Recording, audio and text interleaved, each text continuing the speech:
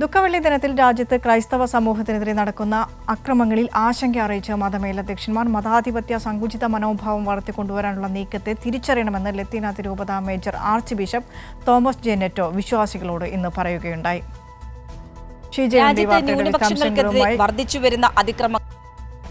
രാജ്യത്ത് ന്യൂനപക്ഷങ്ങൾക്കെതിരെ വർദ്ധിച്ചുവരുന്ന അതിക്രമങ്ങൾ അതിലുള്ള ആശങ്ക തന്നെയാണ് പ്രധാനമായും ക്രൈസ്തവ സമൂഹം ദുഃഖവെള്ളി ദിനമായ ഇന്ന് പങ്കുവച്ചത്. പ്രത്യേകിച്ചും ഇന്ന് രാവിലെ തിരുവനന്തപുരത്ത് സംയുക്ത കുരിശിന്റെ വഴി 3 സഭകളുടെ സംയുക്ത കുരിശിന്റെ വഴി നടന്നിരുന്നു. അതിൽ അദ്ദേഹം പ്രത്യേകിച്ചും തിരുവനന്തപുരത്ത് ലത്തീൻ അതിരൂപതയുടെ ആർച്ച് ബിഷപ്പായിട്ടുള്ള തോമസ് ജെ നെറ്റോ പിതാവ് അദ്ദേഹം പറഞ്ഞ കാര്യം, വിശ്വാസികളോടായി നൽകിയ സന്ദേശത്തിൽ പറഞ്ഞതും ഇക്കാര്യങ്ങൾ തന്നെയാണ്.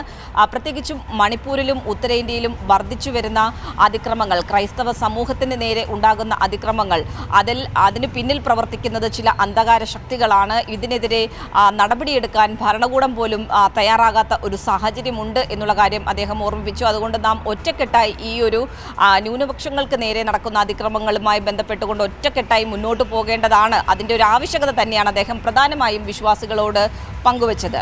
ചിത്രശക്തികൾക്കെതിരെ നിലപാടുകൾ സ്വീകരിക്കേണ്ടതിൻ്റെ ആവശ്യകത ഇന്ന് നാം തിരിച്ചറിയണം. നമ്മുടെ അഭിപ്രായങ്ങൾ വ്യക്തമായി പ്രകടിപ്പിക്കുവാനുള്ള അവസരം നാം പ്രയോജനപ്പെടുത്തുകയും വേണം.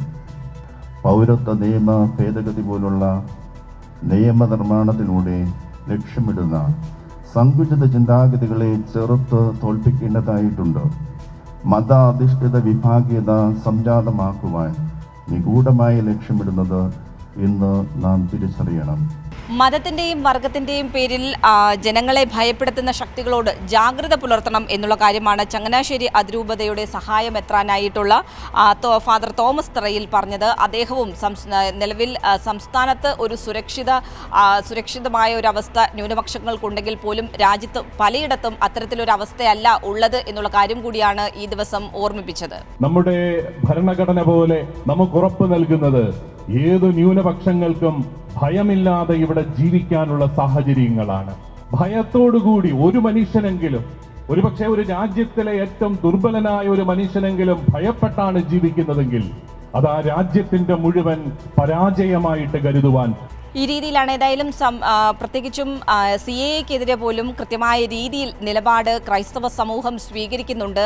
പ്രത്യേകിച്ചും ഒരു ജനവിഭാഗത്തെ, അതും മതത്തിൻ്റെ അടിസ്ഥാനത്തിൽ ഒരു രാജ്യത്തെ വിഭജിക്കാനുള്ള നീക്കം, അതിനെ ഒരു തരത്തിലും അംഗീകരിക്കാൻ സാധിക്കില്ല എന്നുള്ള കാര്യം തന്നെയാണ് ക്രൈസ്തവ മതമേലധ്യക്ഷന്മാർ വ്യക്തമാക്കിയത്. സംസ്ഥാന വ്യാപകമായി തന്നെ ഈ ദുഃഖവെള്ളി ദിനവുമായി അനുബന്ധിച്ചുള്ള ചടങ്ങുകൾ നടന്നിരുന്നു. ഈ ചടങ്ങുകളിലെല്ലാം ഇവർ പങ്കുവച്ചതും ഇതിൽ ഉള്ള ഒരു ആശങ്ക തന്നെയാണ്. അതുകൊണ്ട് എല്ലാവരും ഒറ്റക്കെട്ടായി ഈ ഒരു വിഷയവുമായി ബന്ധപ്പെട്ട് മുന്നോട്ട് പോകണം. അതിപ്പോൾ ന്യൂനപക്ഷങ്ങൾക്കെതിരെ ഉയർന്നു വരുന്ന അതിക്രമങ്ങളാകട്ടെ, അല്ലെങ്കിൽ മതത്തിൻ്റെ അടിസ്ഥാനത്തിൽ രാജ്യത്തെ വിഭജിക്കാനുള്ള നീക്കങ്ങളാകട്ടെ, ഇതിൽ ഒറ്റക്കെട്ടായി മുന്നോട്ട് പോകണം എന്നുള്ളൊരു പൊതു സന്ദേശം തന്നെയാണ് ക്രൈസ്തവ സമൂഹം ഒന്നടങ്കം മുന്നോട്ട് വെച്ചത്.